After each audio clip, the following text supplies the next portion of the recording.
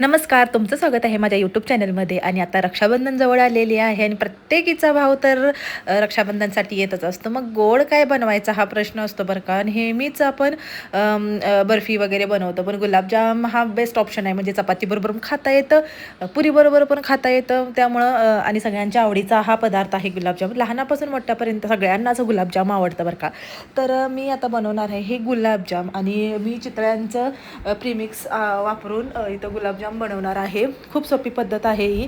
काय करायचं, हे प्रेमिक्स घ्यायचं, त्याच्यामध्ये तुम्ही दूध घाला किंवा पाणी घाला आणि छान असा गोळा बनवून घ्यायचा आहे.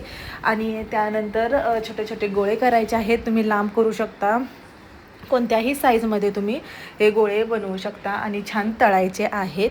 आता आधी इथे गोळा म्हणजे आपली हे प्रीमिक्स छान तयार करून घेते गोळा बनवण्यासाठी.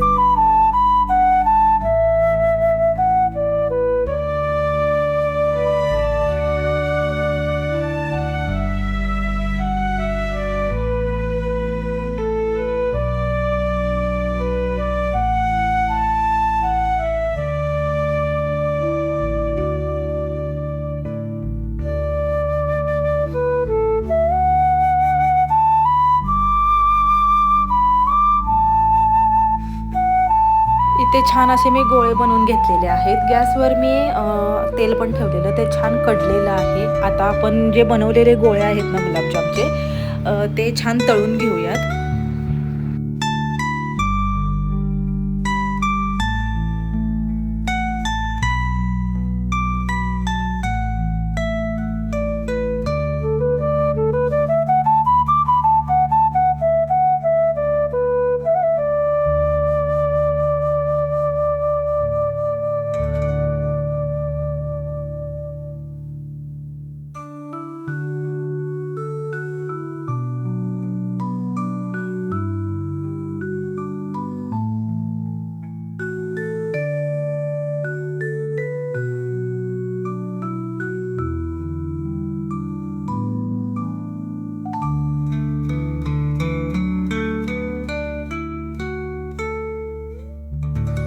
गुलाबजाम छान असे लालसर तांबूस रंगावर छान भाजून झालेले आहेत. आणि आता आपल्याला बनवायचं आहे पाक. मी पाक अंदाजेच बनवत असते, कारण त्या क्वांटिटीमध्ये बनवला की एकतर घट्ट खूप होतो आणि त्या गुलाबजाममध्ये मुरत नाही. त्यामुळे मी हा पाक अंदाजेच ठेवते.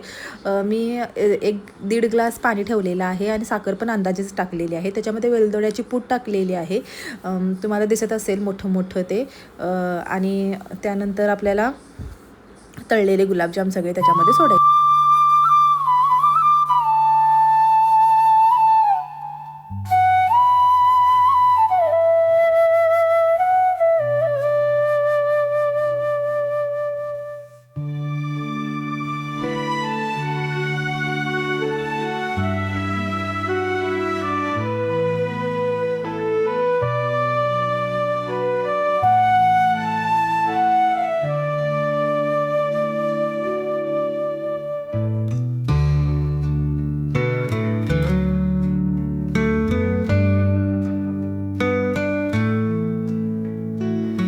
पाक थोडासा गरम होता त्यावेळेस मी तळलेले गुलाबजाम सगळे पाकात टाकलेले आहेत आणि गरम गरम असताना टाकल्यानंतर पटकन मुरतात, 10-15 मिनटं पण लागत नाहीत मुरण्यासाठी. आणि इथे आपले गुलाबजाम मस्त असे तयार झालेले आहेत, बघूनच तोंडाला पाणी सुटणार आहे बरं का.